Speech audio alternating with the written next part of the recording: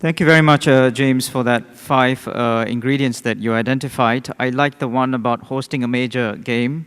I'm sure that the mayors will consider that and they would approach KPMG for help in raising funds. But thank you very much for that. Now, I want to go to a particular theme that has been touched on by each one of you, which is the question of collaboration and partnerships. And I think quite clearly partnership with the private sector is an important ingredient. Partnership with the non-profit sector is going to be an important ingredient. And partnership with international multilateral banks is going to be an important ingredient. And fortunately, we have representatives from each of these sectors on the panel. So I was going to ask each one of them within in 1 minute or less to talk about how cities can work with, say, for example, non-profit institutions. Flemming, you are head of an institution that's for non-profit.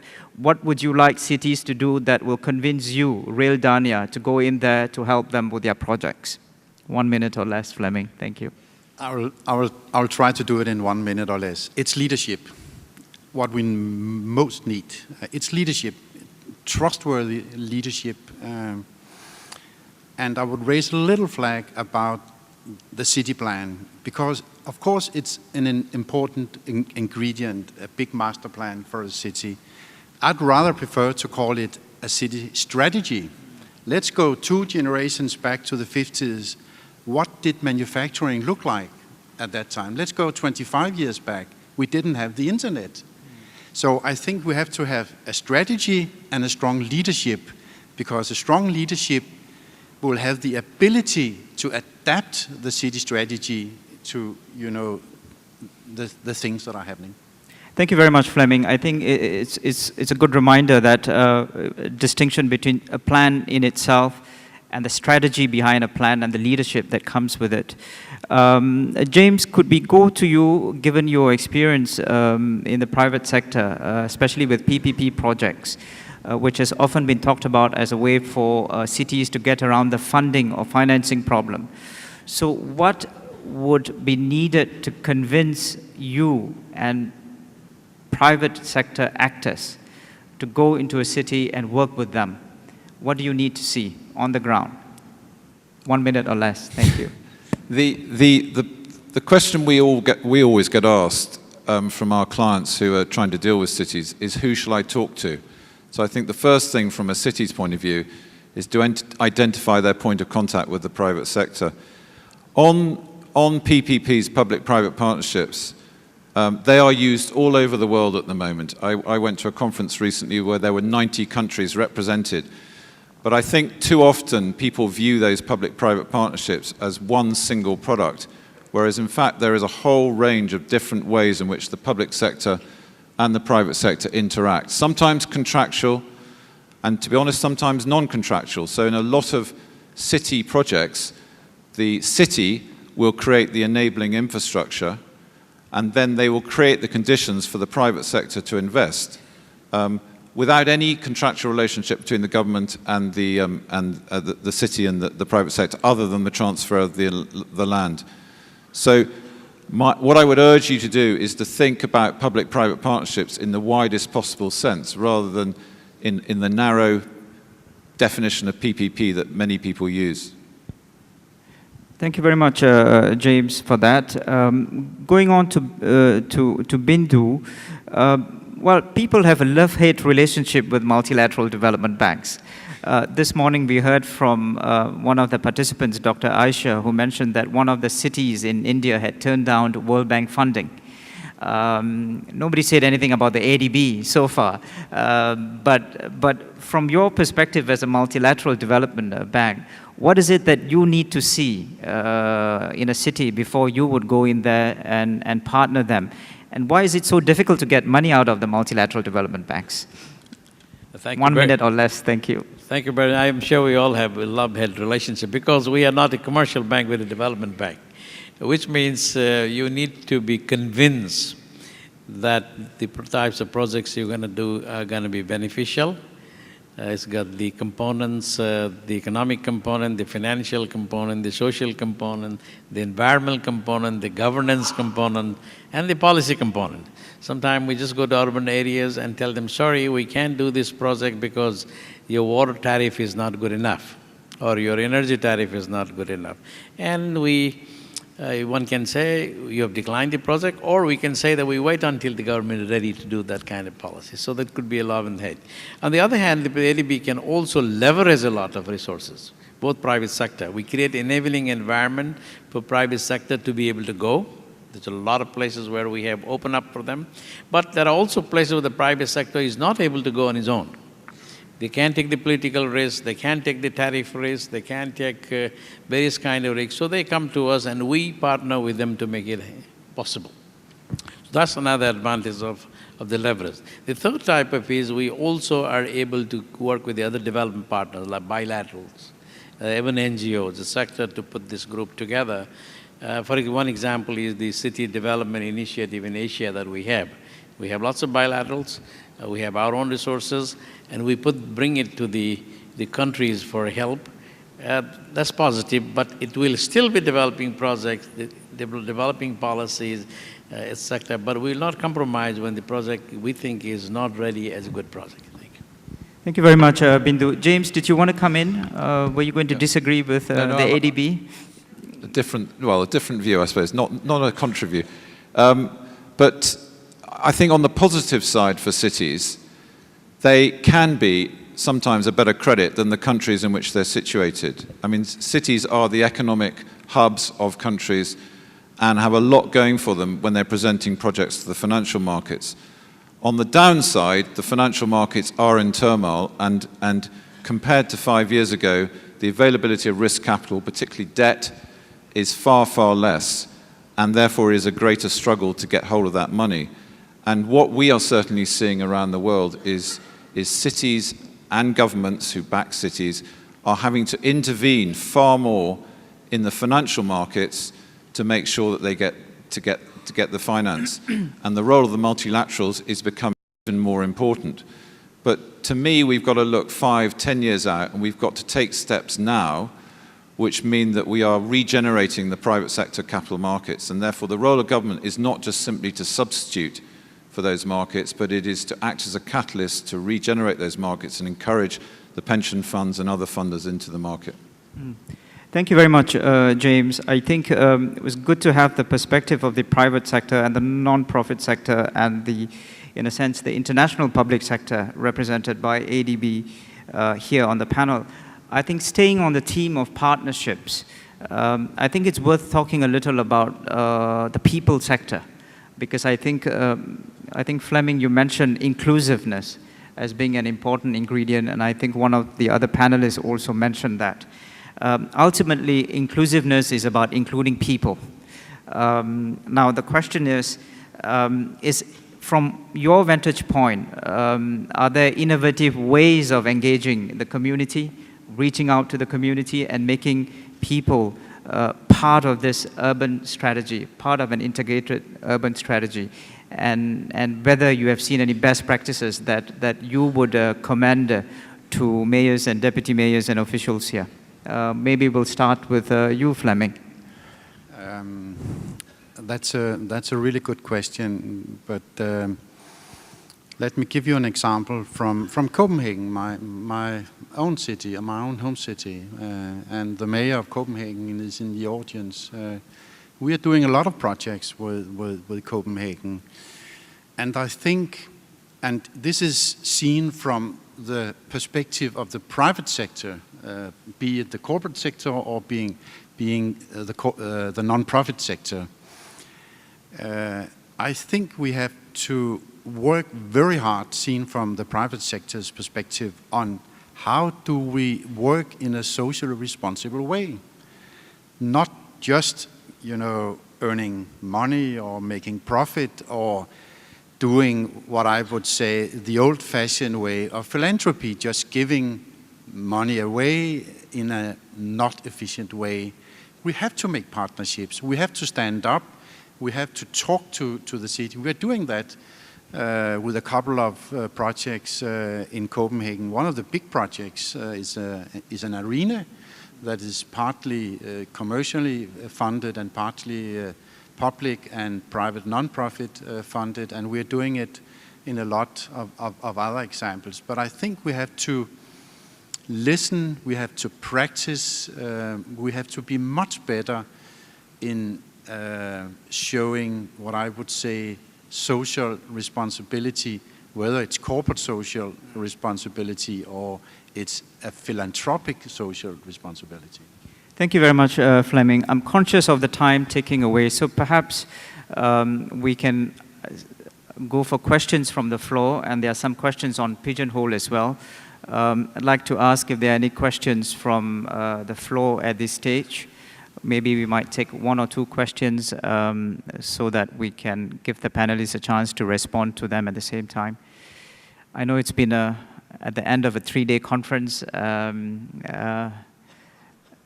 Yes, the gentleman, please.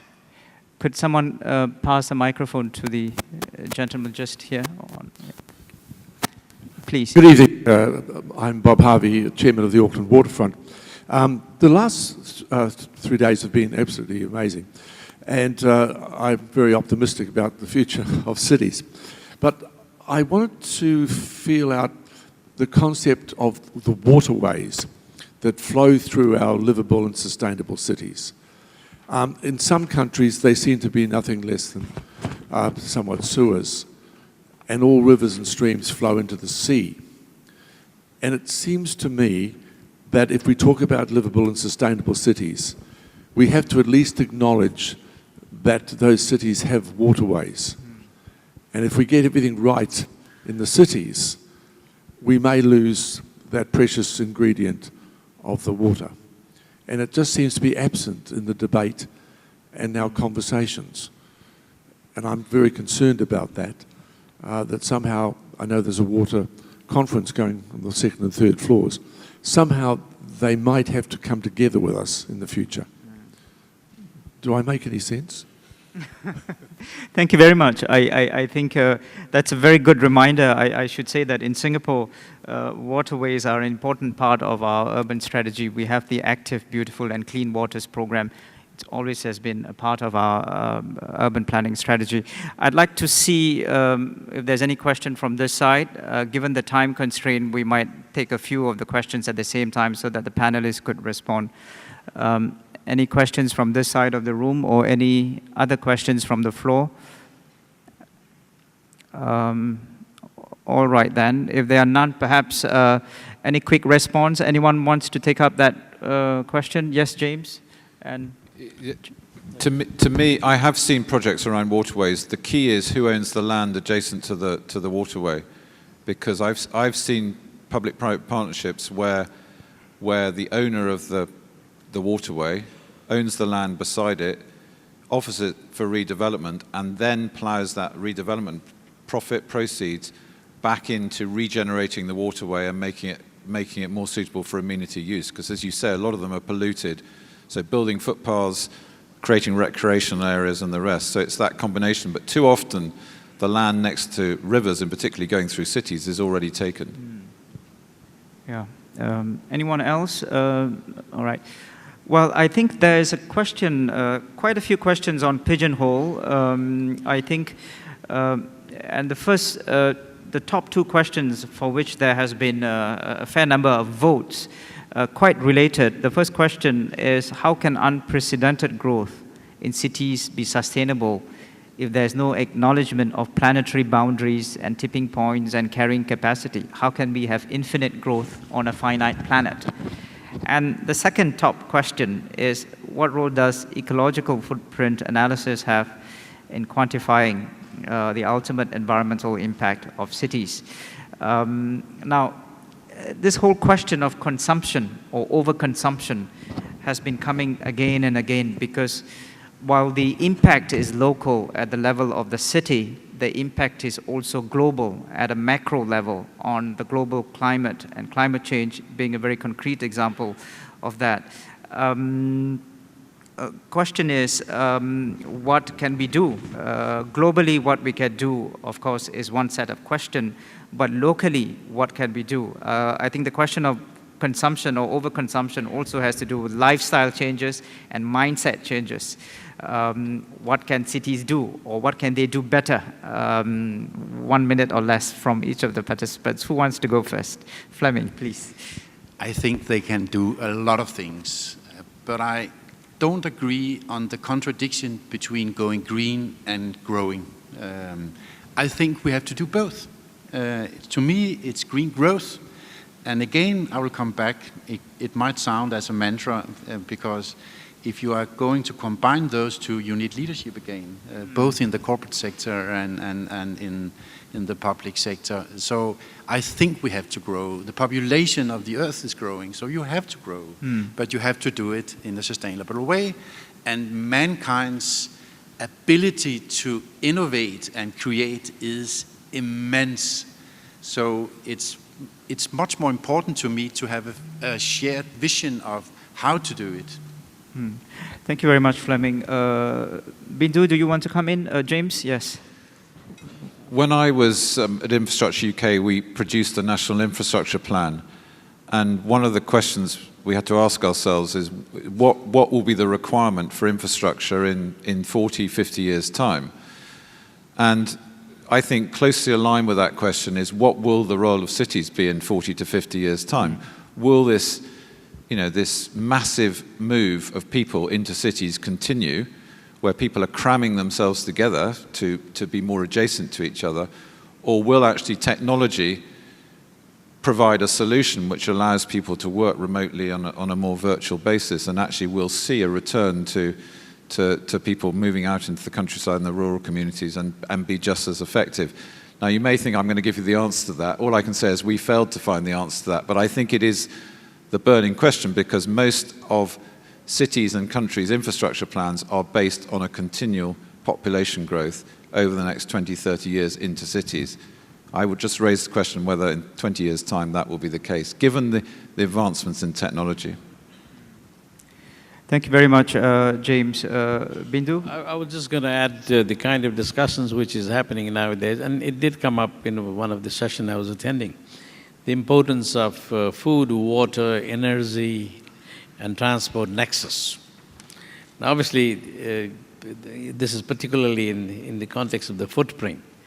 If we're going to have more people be living in the urban area, which they will, we're going to be talking about more food needed, and therefore there must be the water somewhere in the river basin, someone is using for agriculture, and then energy is required. So unless we look at this holistic way, and this was in one of the sessions that I think we will not be able to do a good job.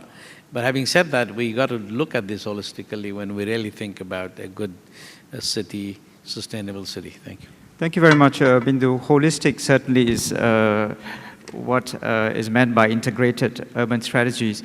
I'm conscious that we are reaching the hour, so I think we need to wrap up. Now, I'd like to, as we wrap up, give each of our panelists one final question, because this, in a sense, is the closing plenary session.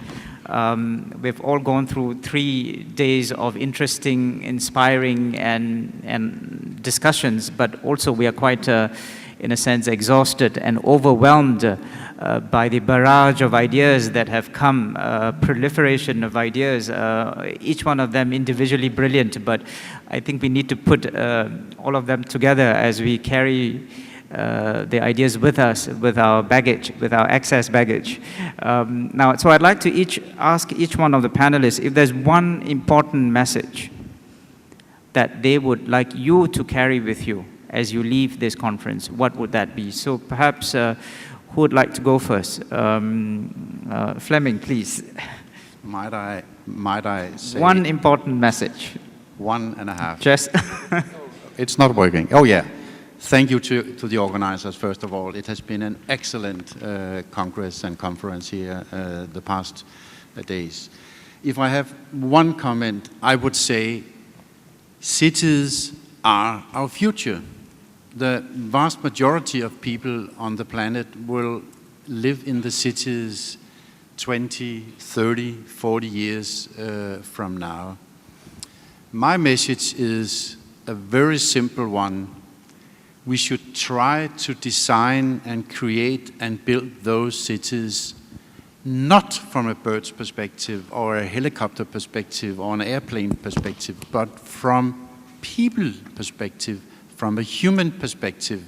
And the human perspective means on average, 1 meter and 60 centimeters above the ground. Thank you very much. Bindu, why don't we go to you? Thank you very much. With all the knowledge that we have gathered in this summit, in these meetings, I think I feel very confident that we have enough know-how now. If not, we'll be able to produce more know-how to be able to do one thing, to me at least the important thing, that is, how do we retrofit the existing cities, which are not sustainable, which are not livable, and I hope we'll be able to do this. And I personally think we can. Thank you. Thank you very much, Bindu. James? I'm going for two. Don't forget the 30% of people who live in slums, because a big part of this investment is improving the quality of people's lives, not just creating better lives for those who already have things.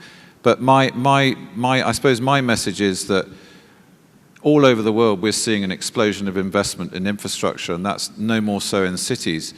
And all over the world we're seeing a reluctance of people who are prepared to change the way they operate, the way they behave, to cope with that step change in investment. And to me, we just can't carry on with the existing structures, the existing silos. Everybody, and that includes the private sector supply side, but also the government side, have to change the way they operate to cope with this complete step change in the level of investment. Thank you very much, James, Bindu, and Flemming, for this fascinating discussion. Now, it's been really an interesting discussion, so I would not hazard a summary because I think you have heard what the panelists said for themselves. But I wanted to leave you with 3 takeaway messages that at least I would be leaving this conference with based on the discussion on this panel, but also some of the various other discussions that I've been walking in and out of. And the first one would be political leadership. I think this point has come up very strongly in this panel as well, as being a very important ingredient of integrated urban strategies to create sustainable and livable cities.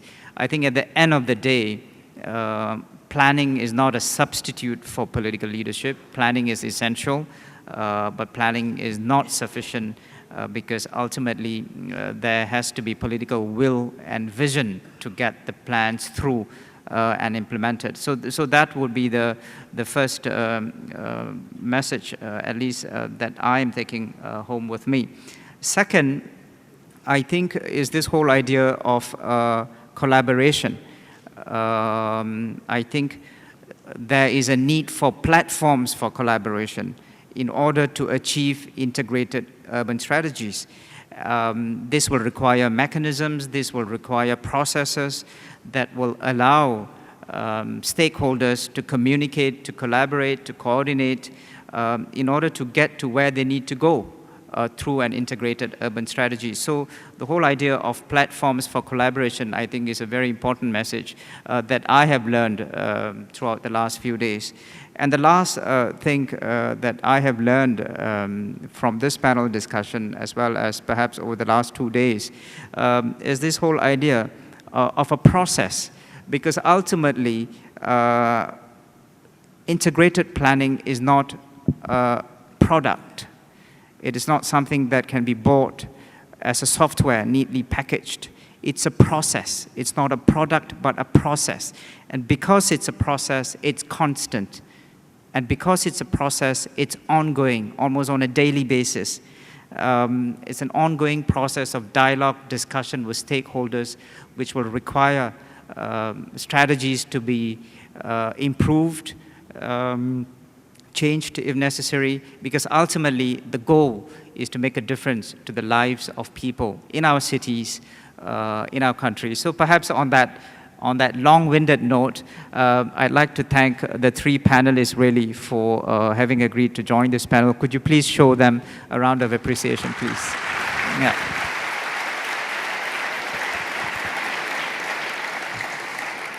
Thank you also very much for your patience. I think we are moving on to the next stage of the program.